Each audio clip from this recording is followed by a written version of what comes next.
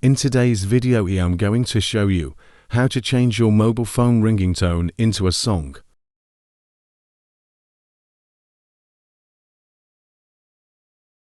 First you need to download the song, then open your browser. Download which song you need to download.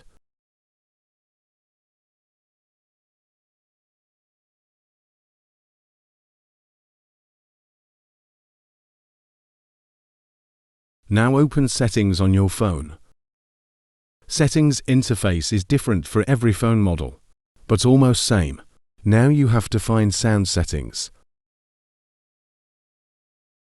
Once you found it, you will see Ringing Tone. If not, open the Advanced Settings down below and IT will be there. Once you click on it, you will see something like this. Here scroll to the bottom and you will see Add button. Then click on it and there you can access your Find File Manager. All you have to do is select the song. Thanks for watching.